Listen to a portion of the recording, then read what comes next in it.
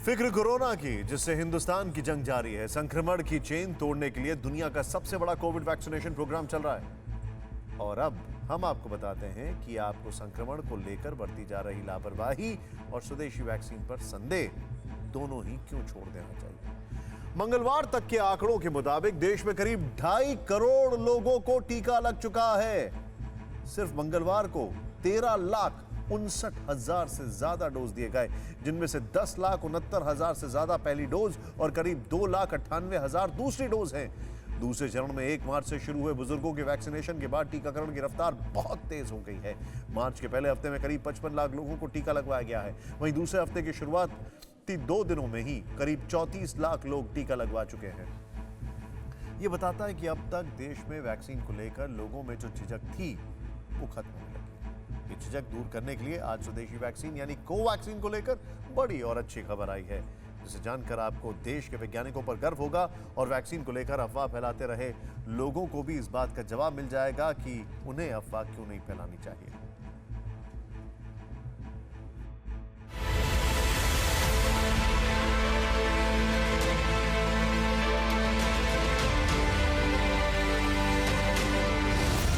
ये तस्वीरें कोरोना के संहार के लिए हिंदुस्तान के महाअभियान की है।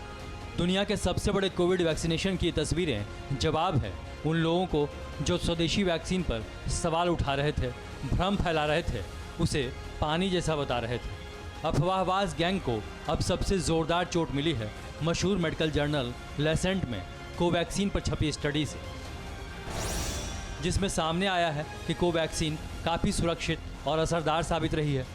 ये इम्यून रिस्पांस यानी प्रतिरक्षा प्रतिक्रिया को बढ़ाने में प्रभावी साबित हुई और इस वैक्सीन के चलते कोई गंभीर दुष्प्रभाव भी सामने नहीं आया है। ये स्टडी कोवैक्सीन के दूसरे चरण के ट्रायल के नतीजों को लेकर हुई है। ये स्टडी बताती है कि कोरोना को हराने के लिए हिंदुस्तान के वैज्ञानिकों का तप सफल रहा है और कोरोना का अंत करने के लिए सुरक्षित और असरदार वैक्सीन दिया है, जिसने टीकाकरण में देश को न सिर्फ आत्मनिर्भर बनाया बल्कि दुनिया की मदद करने में भी सक्षम बना दिया। आज 1-2 नहीं बल्कि 40 से ज़्यादा देशों ने कोवैक्सीन पर भरोसा जताया है, लेकिन सियासत के लिए और सिर्फ विरोध के लिए विरोध करने वालों की जमात ने कभी भी अपने देश पर भरोसा नहीं जताया, उल्टा वैक्सीन को लेकर अविश्वास ही फैलाया। देखिए, मैं तो नहीं लगवाऊंगा अभी वैक्सीन, मैंने अपनी बात कह दी और वो भी बीजेपी लगाएगी, उसका भरोसा करूंगा मैं? अरे जाओ भाई। Who is going to get himself vaccinated with a vaccine where there are question marks on its reliability? देखिए, वैक्सीन जो आया है तो मोदी जी पहले टीका लगवा ले, उसके बाद हम लगवा लेंगे, उसमें क्या दिक्कत है। स्वदेशी टीके पर अविश्वास जताने वालों की फहरिस्त लंबी है।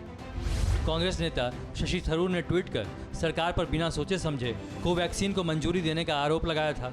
कोवैक्सीन को इमरजेंसी अप्रूवल देने को खतरनाक बताया था, जिसका जवाब प्रधानमंत्री नरेंद्र मोदी ने खुद कोवैक्सीन लगवा कर दिया। और अब लेसेंट की स्टडी ने वैक्सीन पर सियासत करने वालों को धोबी पछाड़ का एहसास करा दिया है। लेसेंट की रिपोर्ट में कहा गया है कि भारतीय कोरोना टीका कोवैक्सीन बेहद असरदार है। इसको लगाने के 14 से 28 दिन के भीतर एंटीबॉडी बनने लगती है और 3 महीने बाद शरीर में एंटीबॉडी बढ़नी शुरू हो जाती है। हाई न्यूट्रलाइजिंग एंटीबॉडी रिस्पांस को बढ़ाने में भी कोवैक्सीन मददगार पाई गई है। ये आकलन फेज 2 ट्रायल के आधार पर किया गया है, जिसमें कोवैक्सीन सुरक्षित पाई गई है, लेकिन प्रभाव का पूरा आकलन करने के लिए अभी फेज 3 ट्रायल के नतीजों को परखना जरूरी होगा। दरअसल सरकार ने 3 जनवरी को कोवैक्सीन के इमरजेंसी इस्तेमाल की मंजूरी दे दी थी। लेसेंट के पास तब तक फेज 3 के क्लिनिकल ट्रायल्स के नतीजे नहीं आए थे। हालांकि अब कोवैक्सीन के फेज 3 ट्रायल के अंतरिम नतीजे भी आ गए हैं, जिसके मुताबिक कोवैक्सीन 81% प्रभावी। इन सभी नतीजों ने तमाम शंकाओं को निर्मूल साबित कर दिया है, लोगों के मन में हिचक मिटा दी है और कोरोना के खिलाफ लड़ाई में भारत के इरादों को नई मजबूती दी।